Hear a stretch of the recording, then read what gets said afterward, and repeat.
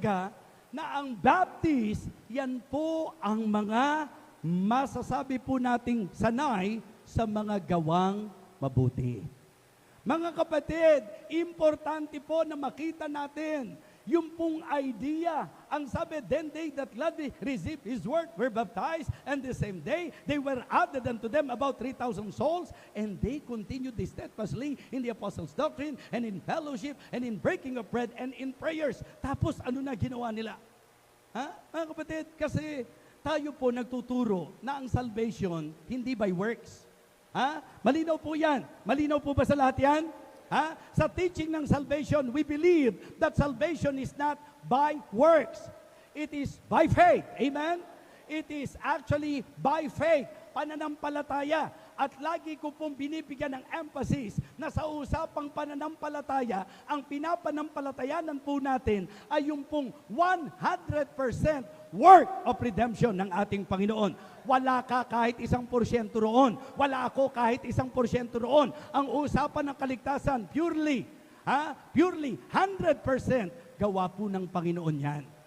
Wala akong contribution doon. Ang pastor mo walang contribution doon. Ikaw wala kang contribution doon. Ito po 100% gawa ng Panginoon. At iyan po yung regalo na ini-offer po niya. At ang pananampalataya po ang ating pong magiging tugon sa 100% work of redemption ng ating Panginoon. Kaya ang Baptist napakasulido sa turo na ang kaligtasan hindi by works. Nililinaw natin yan. At hindi tayo tumitigil sa Ephesians 2:8 and 9 lang. Diba? Kasi yun po yung sinasabi ng marami na ang mga Baptist daw hanggang Ephesians chapter 2 verses 8 and 9 lang. Una, huwag kayong maniwala. Bakit? Hindi naman umaaten sa atin yung mga yun. Diba? Judgment nila yan. Sapantahan nila yan. Kayong mga umaten ng makapagpapatunay, nagagalit pa nga ang pastor kapag ang mga miyembro sabi na save sila, pero hindi mo makita ang patotoo. Tama po ba? Diba? Ano po ba ang Ephesians chapter 2 verses 8 and 9? For by grace are you saved through faith, and that not of yourselves. It is the gift of God. Anong sabi? Not of works, lest any man should boast. Kaya wag na po na sanang ipilit ng kahit sino. And sad to say, ang mga religion, lagi po, ipinaglalaban po yan, ipinagtatanggol yan. Hindi pwedeng faith lang. Kailangan may works. Mga kapatid, hindi nila alam ang tamang order. Ang kaligtasan, faith lang. Pero ang tunay na faith, magpo-produce ng works.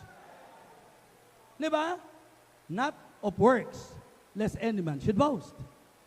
But we also emphasize verse number 10. For we are His workmanship, created in Christ Jesus unto good works. Meron pong mga bashers na kukuha po ng portion ng preaching at igagawa po nila ng sariling usap.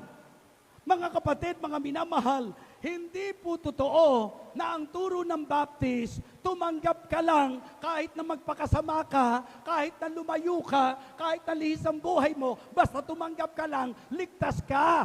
At ang sabi nila, ligtas ka pa rin. Ang issue natin kung talaga bang ligtas o hindi ligtas. Kaya kahit kailan, hindi po natin paniniwalaan ang doktrina na nawawala ang kaligtasan. Ang doktrinang maliwanag sa Bible, saved or unsaved, ligtas o hindi ligtas. Pagka ang buhay questionably sa iyo, don't question the doctrine of salvation, question the life of that person. Bakit mo questionin ang Biblia? Dahil mali yung buhay ng tao? Kung ang buhay ng tao ang mali, yun ang dapat kinu-question. Hindi yung doktrina. Matibay ang doktrina. Pagka ligtas, may pagbabago. Diba? Very clear yan 2 Corinthians 5:17. Therefore, okay? Hindi ka makakarating dyan nang hindi ka dadaan sa there 1, there 2, there 3.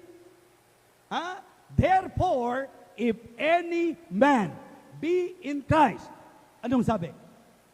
He's a new creature. Anong ibig sabihin nung magiging bagong nilalang siya? All things are passed away. Behold, all things are become new.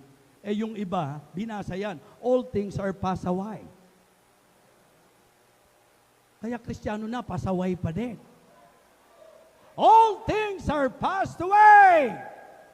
And behold, all things are become new. Amen? Hebrews chapter 6 and verse number 9. Hebrews chapter 6 and verse number 9. Isama na rin po natin ang verse number 10. Okay? But, beloved, we are persuaded better things of you. Things that accompany salvation, though we thus speak. Sabi niya, di ba? But beloved, we are persuaded better things of you. Hindi sapat na sinabi mong ligtas ka. Ibig sabihin mga kapatid, may inaasahan. Pagka ang tao totoong ligtas, may aasahan ka sa kanya. Meron pong things that accompany salvation, though we thus speak. Ano po yung things that accompany salvation? Works po yun, works. Ay, bakit po nasabing works? Anong sabi ng verse number 10? For God is not unrighteous to forget, meaning to say, pag totoong say, ang bunga works. Di ba? At ang Diyos hindi liko para kalimutan niya ang iyong mga gawa. Kaya mga kapatid, ang inaasahan sa mga Kristiyano, gawa, hindi ngawa. Di ba? Kristiyano ka, pag nahaba preaching, ngawa. Ang tagal naman ng preaching.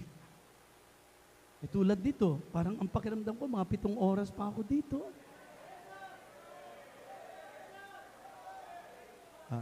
Ipagpalagay nating totoong 7 oras ako. Sino ang mas mahirapan? Kayo o ako? Pero okay lang sa akin. Okay lang din sa inyo? Sa inyo, okay ba? You are really, you are a Baptist indeed. Hindi po ako tumatagal ng ganun. 3 oras lang po ang kaya ko.